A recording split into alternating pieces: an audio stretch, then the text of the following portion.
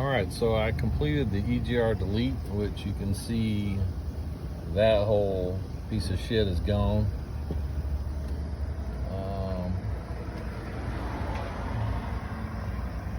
So that pipe back there goes down to the exhaust. That's a new piece. Back up in here, way back in there is a block-off plate that basically blocks off. So you got exhaust coming up from that side, and that side hits a Y, hits the back of the turbo that's underneath there, and there's a block-off plate because it was coming up into the intake and going that way. And of course we now have this new piece going down from the intercooler, and look at that. What are they doing? Yeah, incomplete. All right, that goes there. Yeah, typical old man forgot to do shit. It seems to be running fine with this kit. I don't really notice a difference. A couple things, if I had to be critical of this kit, $1,300. I got some more of this pipe to go this way, but it's not enough. It doesn't reach down there. I don't have enough hoses. I mean, I got a hose to go right here, which obviously would bring the pipe way up to here. And when it loops down and goes there, it won't reach the other. So I've got the stock one on there. I don't know, whatever. But this little clamp is no longer bolted into the intake, so this is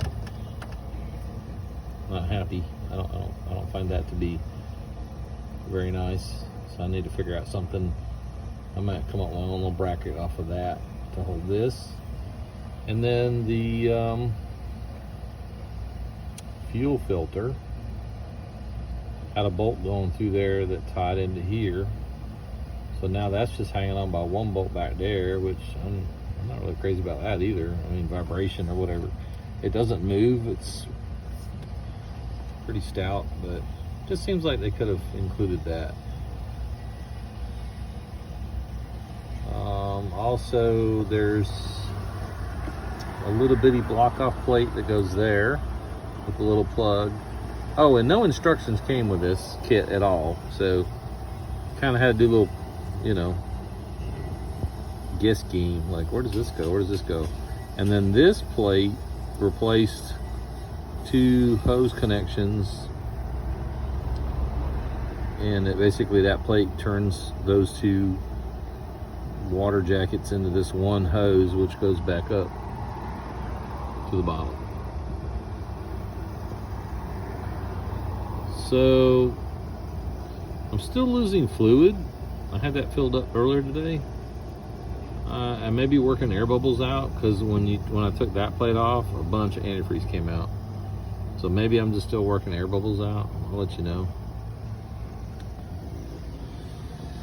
But yeah, so we just hit 200,000 miles. I'm just rolled over 200,000. Just came back from a trip from Yellowstone, South Carolina to Yellowstone and back, 4,300 miles. She's still covered in the bugs. I mean, I don't know if you can tell, but she is filthy, absolutely filthy.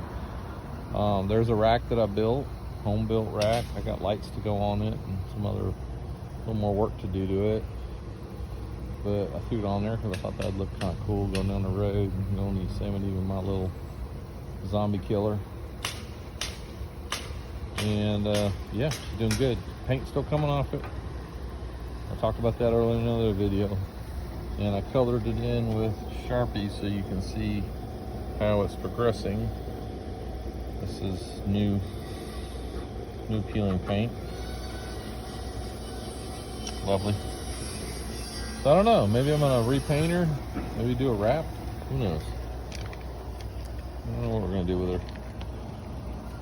She's just an ugly duckling now. But got a lot of looks. a lot of people stopped and talked to me in Montana and Arkansas, all the different states we went to. A lot of people talked to me about the truck. Try to get a little side view here so you can kind of see the side view that we're at.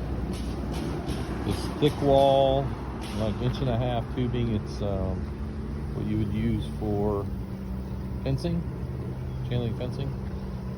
It was a powder coated black, and I had to grind some of that off to weld.